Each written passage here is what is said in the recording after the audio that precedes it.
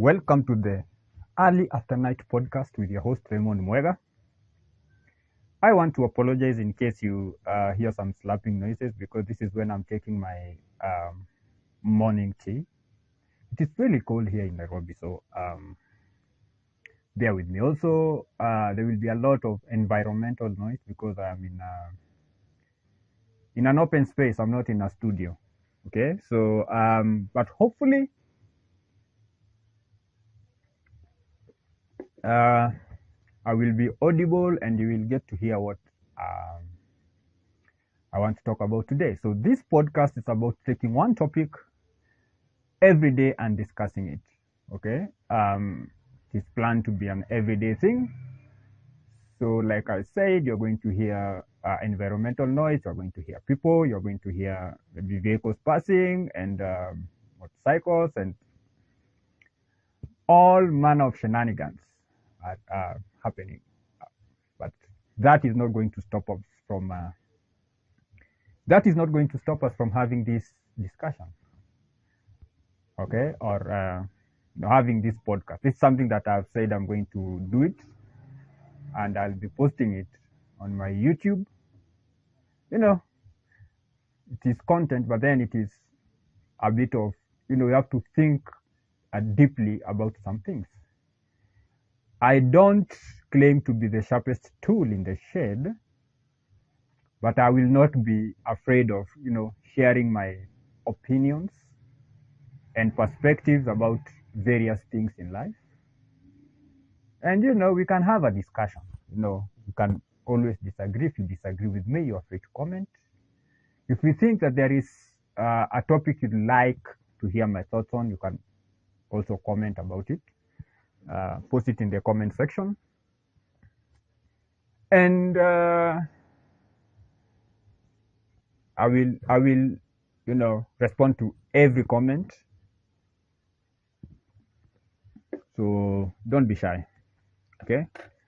Now, I am not afraid or I'm not scared, or in fact, I encourage people to disagree with my opinions because that is the only way I get to, see a holistic perspective about any issue that I might be talking about, and to fill in all those knowledge gaps that I might be experiencing. So today we are going to talk, or we are going to answer a question: is marriage a partnership? Interestingly and increasingly, when I hear people speak about marriage, I hear them talking about my partner. I want my partner to do this. I want my partner to be like this. I want my partner to have these traits and those traits. I want my partner not to do this, to do that.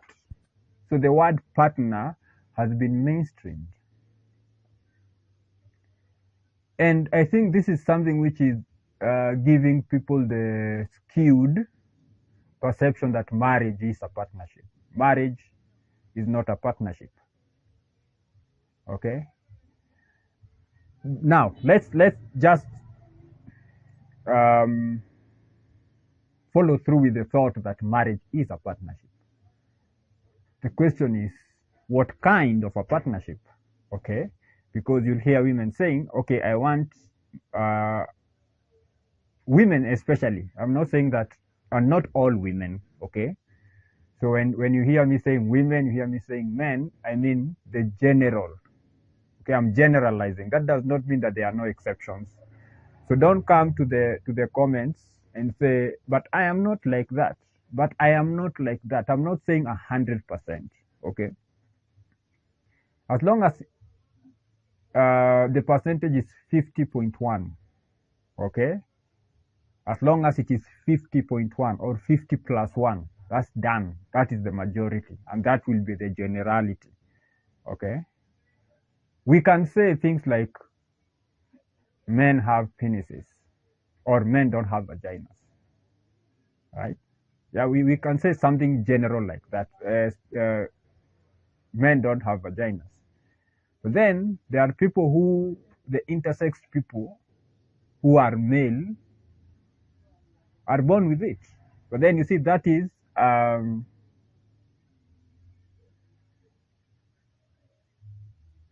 a biological abnormality. That is not the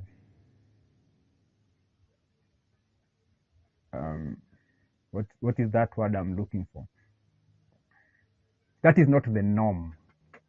Okay, intersex people are not the norm.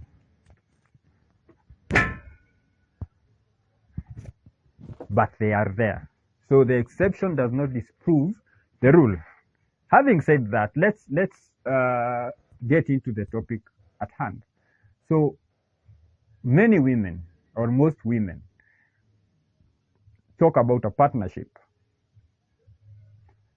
I want a 50-50 this. I want him to be involving me in all decisions. I want him, you know, to be doing this for me, take care of the bills, take care of me, take care of the kids. When it comes to taking care of the family, the 50-50 disappears from the conversation most of the time. But when it comes to making decisions, I want a 50-50 stake in making the decisions in the home. And that's fine. It's okay, that's fine. You can want what you want, okay? And nobody is going to crucify you for wanting what you want, okay? But if the 50-50 is only in resource allocation and decision making, but not resource provision, then that becomes disingenuous. That becomes an unrealistic expectation. Okay, so what kind of a partnership are we talking about? Because partnerships have very, very clear rules of engagements and terms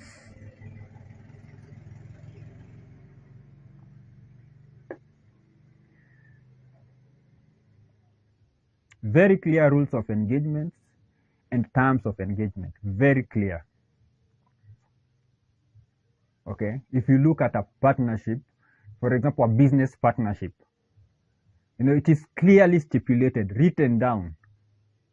Okay, who is going to provide what in terms of resources? Who is going to provide what?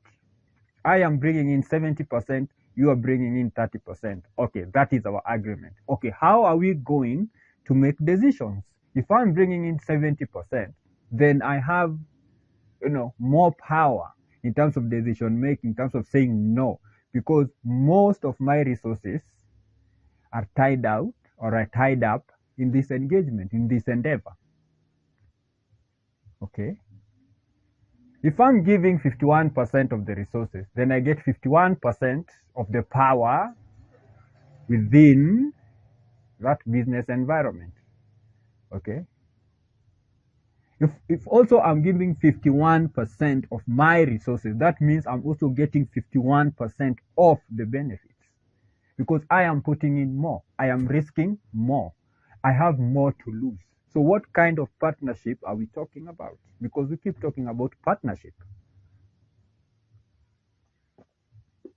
And this is something which was put forth clearly and went mainstream with the late Kevin Samuels, where a woman will come and say, I'm looking for a partner, this and this and this, and then he would ask a very simple question. What financial load of the family would you like to carry for a lifetime? Okay. What percentage of the family financial load family financial load would you like to carry for a lifetime? And it all started well, 50-50. When we go out, I pay 50% of the bill. He does this. I contribute 50% of the mortgage, 50% of utilities, whatever. And then he will follow up with a question. Will you still be able to do that after you are pregnant and you have your first kid, he will then ask, before that, he will ask how many children would you like to have. So many women will say 2, 3, 4, some will say even 5. So would you still be able to provide 50% of the resources needed, for a middle class family to survive after you're pregnant and you've had your first kid? And then the woman will, like, thinking about it, they will realize that, okay, I will probably, first of all, when you're pregnant, that becomes tricky because sometimes you're given bed rest, you have all these dramas that are going on. So if house chores, it's 50-50, that means that you will need to get off that bed and work. Or you need to get somebody and pay them to do your bit of the work. And then, after giving birth, there is that period when, you're given a maternity leave. It's 3 to 6 months, right? But many women who still want to, be in their child's life full time, especially the first year, during the first year of their life. So many women will say, like, I want to take care of my child for a year before I go back to work. And then the question is, who is taking care of your 50% of the family financial load? And then, okay, child 1 has come, you've gone back to work, you have your second child, your third child. Are you still going to be able to provide 50% of the financial family load? And many women will say, no, I would revise whatever they were saying and bring it to something like 10 or 20%. Some even said 0%. So they will start the discussion with a partner. They will start the discussion with a partner. And then the discussion will, when it progresses, when you really get into the nitty-gritties, then you realize actually they don't want a partner. They want a husband. They want a provider. They want a provider. And then Kevin Samuel will go ahead and ask, okay, if we had a bump in the night, who is going to go out and investigate what is going on? We are asleep at night. We hear, a bump in the night. We suspect somebody is breaking into our house. Who goes out to check? And most women will say the man. So that means they will still want a man to be the protector. So if it is 50-50, that means if I went yesterday, today it's your turn. But how many women would want to do that? And I'm very sure there are some women who, when they are hearing this, they will say, but there are a lot of men. There are some men who will not do that. There are some men who are cowards. Like I said, the exception does not disprove the rule. Overwhelmingly, women will expect a man to protect her. Okay? And that's okay. So where is the 50-50 in that? So in the provision bit, I want 50-50. In the protection bit, I want 50-50. But when it comes to the reality, I don't actually want 50-50. I want somebody to take care of me. And that is perfectly okay, as long as you recognize that that is what you want. So that's why I'm saying a partnership is like the wrong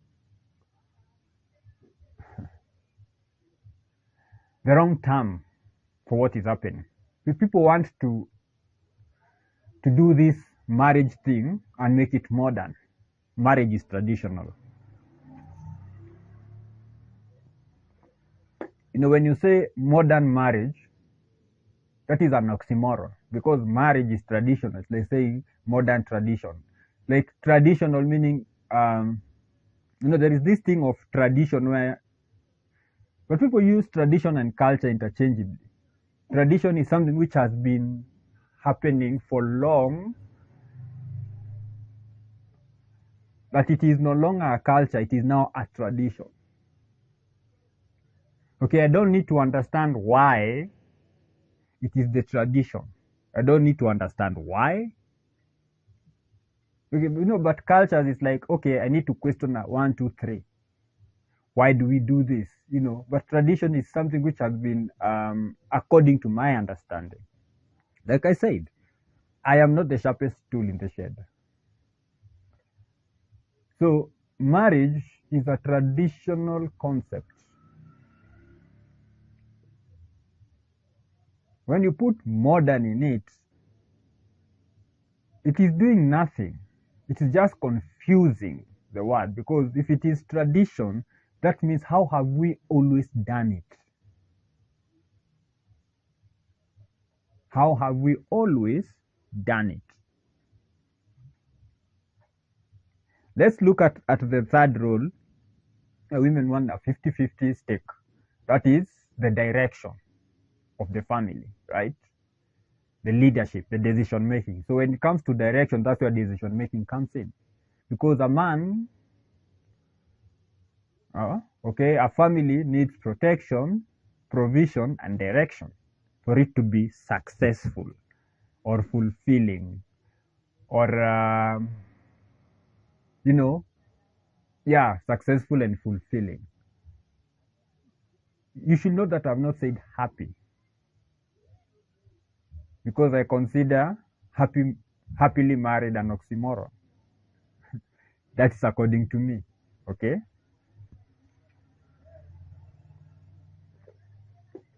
Let's look at direction, decision making. So women want a 50-50 stake in the decision making, but are they ready to take 50% of the blame? Are they ready to take 50% of the blame? Most of the time, no. Okay. If we are discussing, for example, our child's performance in school, and we need to come up with a way forward, and then after discussion, we agree that, our child will need tutors, private tutors. Our child will need to be transferred, maybe from a public school to a private school. And that's what we will do. So we sit down, we agree on it, and even talk about the financial obligations. So the first thing that will happen is that the woman or the wife will cop out of the financial obligation. And that's when she will start saying things like, wewe ndio mwanaume wa nyumba. You are the man of the house. Take care of it. Kazi yako ni gani? What is your job? What is your role as the man of the house? Take care of it. Kwani tulikuwa tunazaa watoto na hauwezi wasomesha? Kwa nini ulisema tuwapeleke private school? Why did we bring forth children in this world and you knew you couldn't afford to take care of them? Why did you decide to take them to private school? So they've already copped out. No, it's the man's burden. It was the man's decision, apparently. And then when she's asked, she would say, I saw him, he was very enthusiastic about it. I did not want to argue with my husband. So what kind of partnership is that? If you are in a business partnership and you are in a 50-50 kind of a partnership, and your business partner comes up with a very crazy business idea. Crazy, not crazy good, crazy coco. It is June. It is cold as F. People have to walk around with blankets and duvets. This is like, you know what? We should buy a freezer and start an ice cream business. Be like, no, no. And if you knew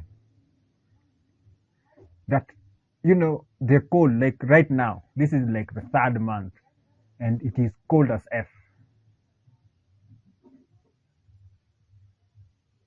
And this is the time that somebody wants to start selling ice cream. Who's going to buy?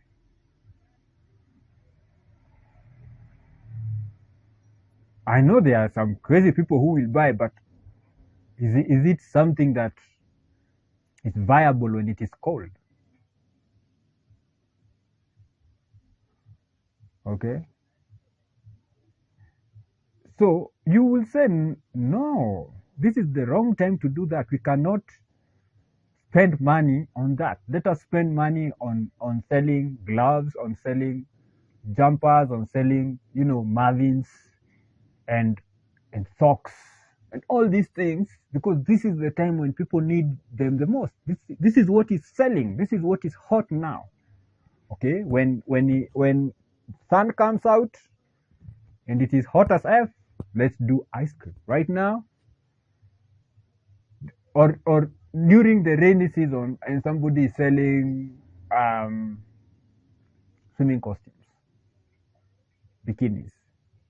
Some people will buy because that is the time when the price is low, right?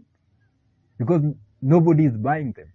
So a smart person will go and buy bikinis when it is raining, because at that point nobody really wants bikinis. So the price is reasonable. Unlike when it is hot, or you are selling bikinis in the Sahara Desert. Like, where are people going to swim at? In the middle of the Sahara Desert. Where are people going to swim at? Where are people going to wear bikinis at? So, what am I saying? Marriage is not a partnership. Because more often than not, the partner, who is the woman, will cop out. And then she will start throwing all these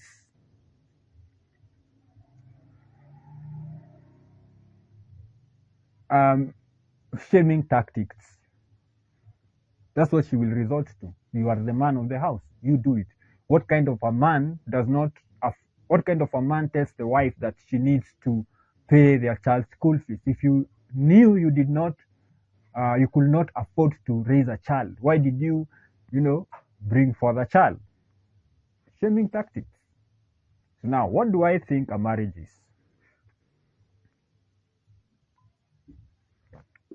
For me, a marriage is a private company or a private corporation, right? Which is made up of two people. Or let's call them two directors. Because when we come into a marriage, I want to be married, she wants to be married. So we are coming into this thing more or less on an equal footing, I don't want to use ideological level, just on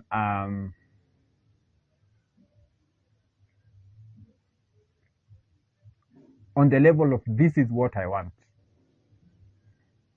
I want to be married, I want to marry. So these two people come together. Now when they come together, they form this very nice private company. Okay? This nice company, one director is called the husband, and the other director is called a wife. Okay? But just like we cannot have two CEOs in a company, we cannot have or having two drivers drive the same car at the same time. It is chaos. Okay? One person is the one who is supposed to be the driver, to be the one leading this corporation. And traditionally, the man has proven that he is the most capable. Like I said, generalities.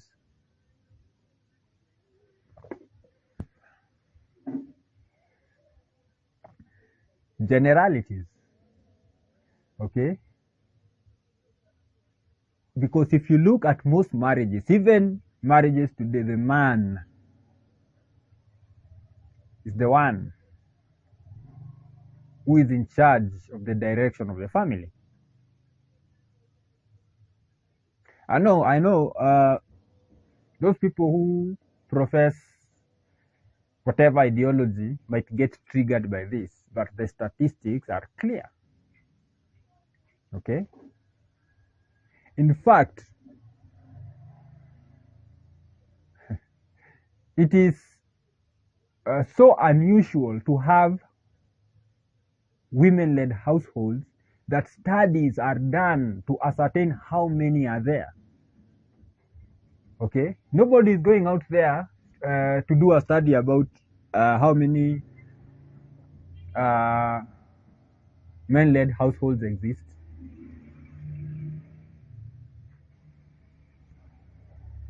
Nobody is going to give you money to go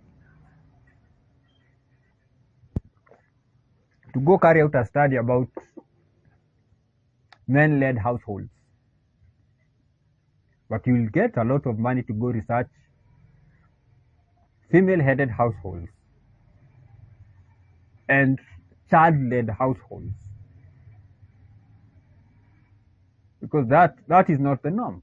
That's not how it should be. Like innately, whoever is doing all this will say that they are doing it for the women, for women's rights, for all this. And they will publish very nice papers and call attention to the problem. But these days, because we are woke, we don't use problem, because we call it phenomena. So you hear people saying the phenomena of female-led households is interesting, or it is this, it is that, and they write very nice papers, and they will convince development partners, even government, to collaborate in such studies. Now, husband is a role or a job title. It's a job title within this corporation or this company. Wife is also a job title. And with a job title comes with terms of reference, comes with scope of work. And I don't understand how people would expect everyone to do everything in a house, but will not expect everyone to do everything in a corporation, in a company, in a business. There is no company, like for example, let's pick Safaricom. You can't go to Safaricom and sit down with the, let's say you have gone to Safaricom house and you get in and you get to the receptionist. You cannot start having conversations with her about how the company is being managed, because she's not the manager. She's not the CEO, or he is not the CEO. So he doesn't know. If you ask him, why did you make this decision in a Safaricom? Just tell you, I don't know. I just work here. I'm just a receptionist. Okay, do you have an appointment to see so and so? He is the one who is in charge. Okay? You can't go to the sales manager and start asking him or her why the offices are dirty. Like, why hasn't the cleaner cleaned this office? What is happening? Huh? He or she will tell you, I don't know who you think I am, but I am the sales manager. That is not in my job description. My job description is to sell airtime is to sell Safaricom, is to sell Safaricom services, internet, uh, minutes, whatever, phones. My job is to make Safaricom, like, to bring revenue, to go talk to customers. That's my role. Cleaning the office is not in my job description, right? And that's why you see companies succeed, because somebody is held accountable for something. So why do we want the husband and wife to just be doing anything and everything? And that's why we have so many failed marriages.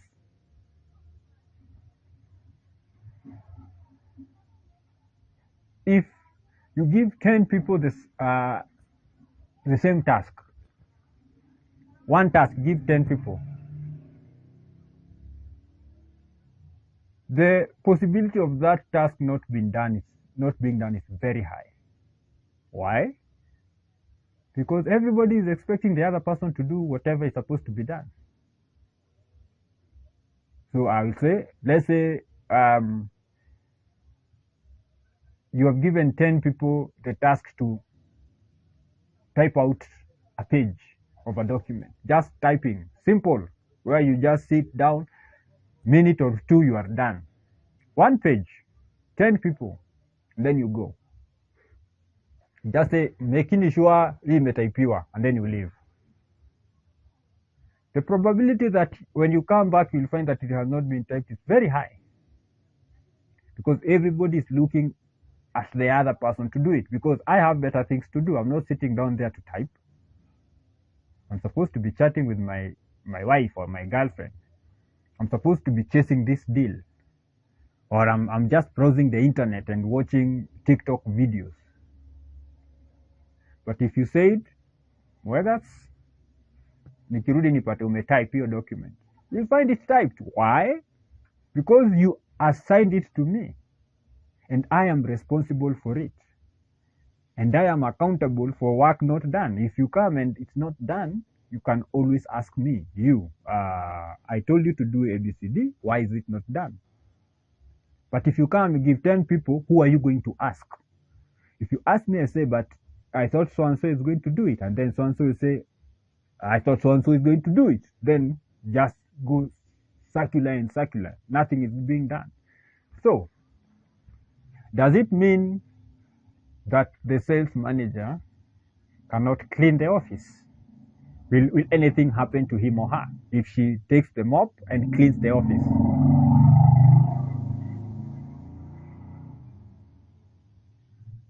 Will he or she get sick if she picks up a mop and cleans the office?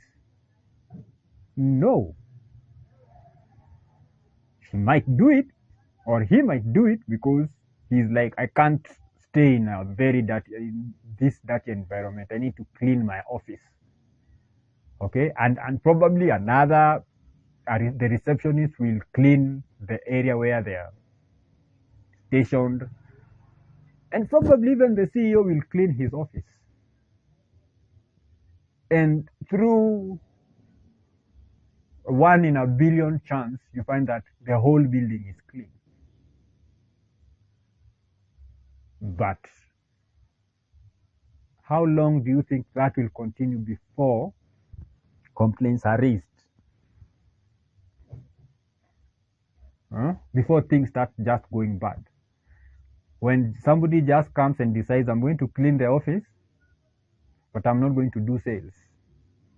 If you come and ask them, where are the sales for today? Your target was to call 10 people. Why have you only called 6? Say, but I spent 2 hours cleaning the office. You should account for that in my work. But the boss will say, but you are not the cleaner.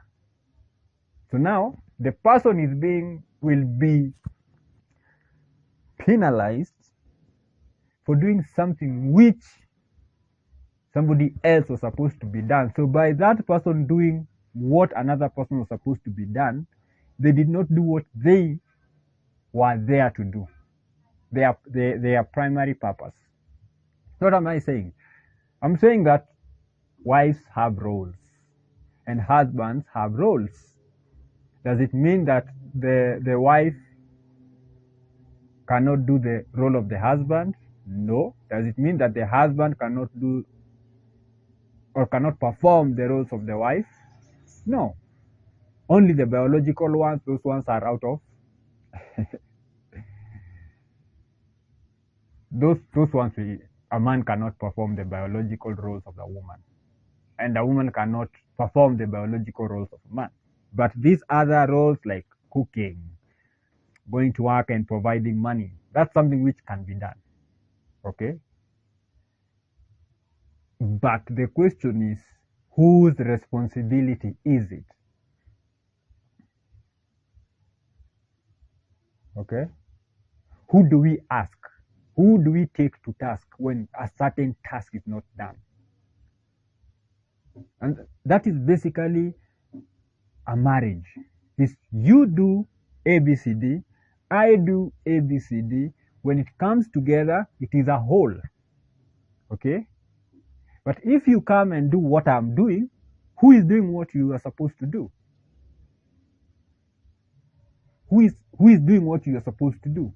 So that means you are going to have a duplication of roles on one side,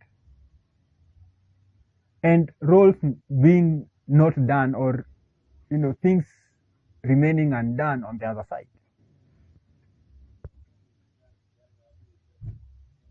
A man is supposed to go out, conquer the world, and bring back the bread. Okay?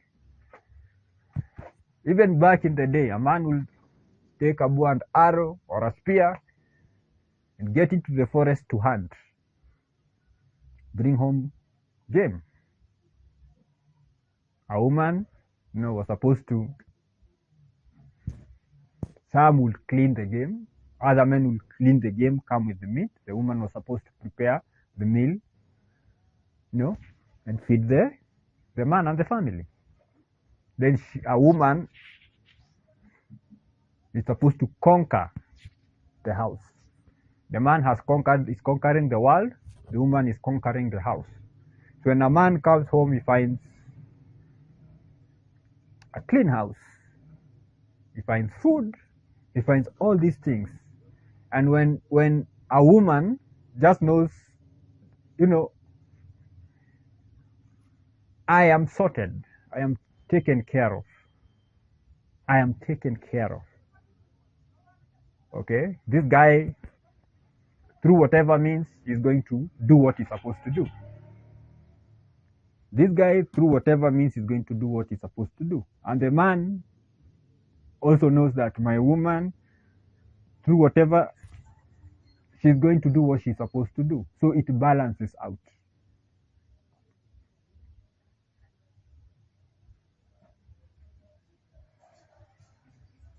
Men typically don't marry women because of their power to provide.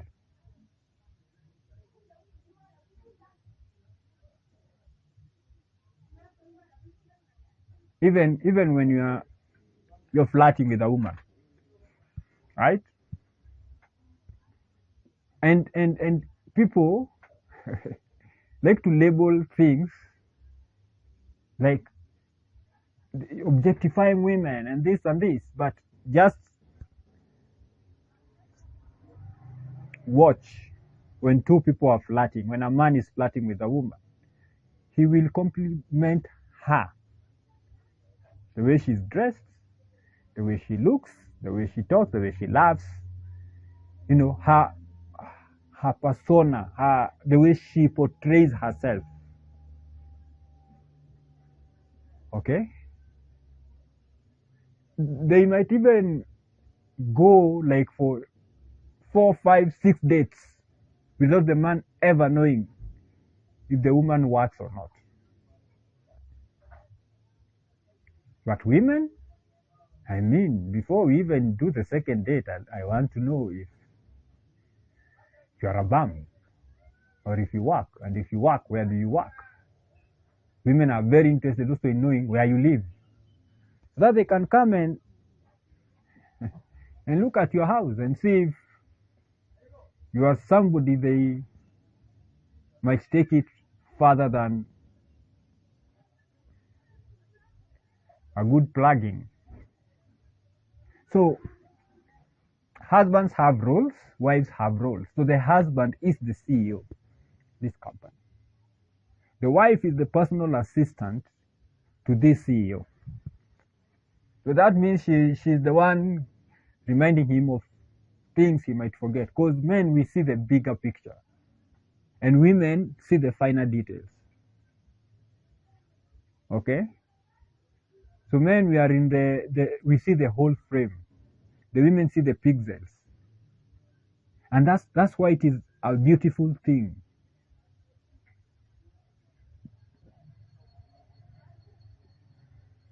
And that's why in a PA role, the most important role our wife plays is the role of advisor.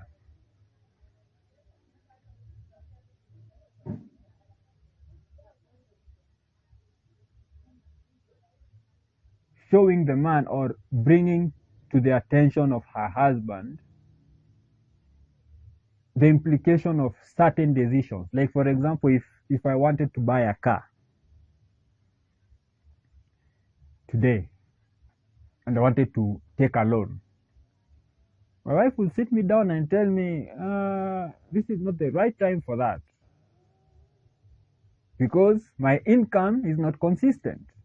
I am struggling to pay school fees for my kids. So that takes priority. Okay? Why am I taking a loan for if I am not yet set? I am still hustling. I'm still, struggling in this way or that way. Why do I want to add a heavier load to the load that I'm already carrying and which is proving to be heavy? Because if she does not tell me that, of course in a nice way, if she does not tell me that, then she has failed.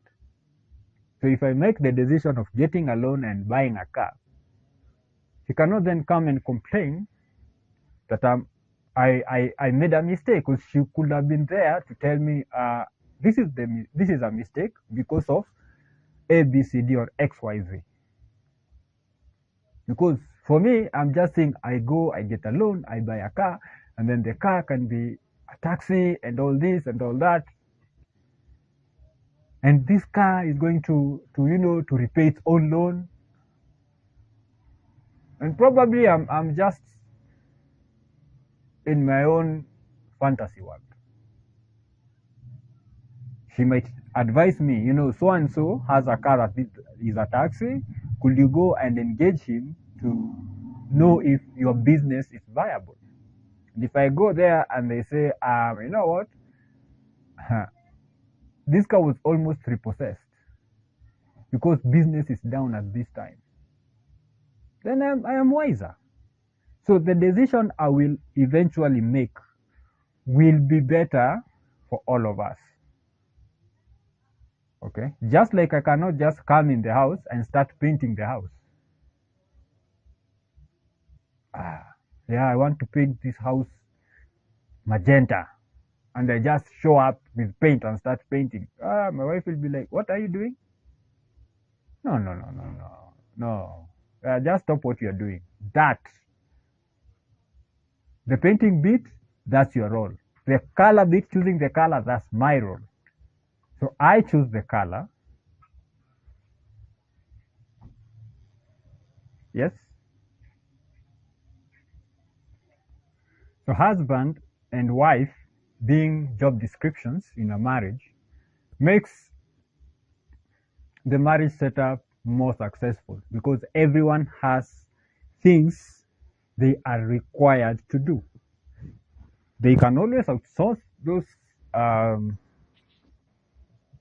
roles. Like, for example, the wife can decide to find a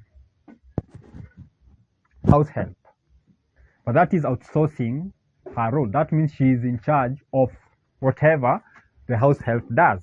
including her pay. Okay, because that is something which she was supposed to do. She decided not to.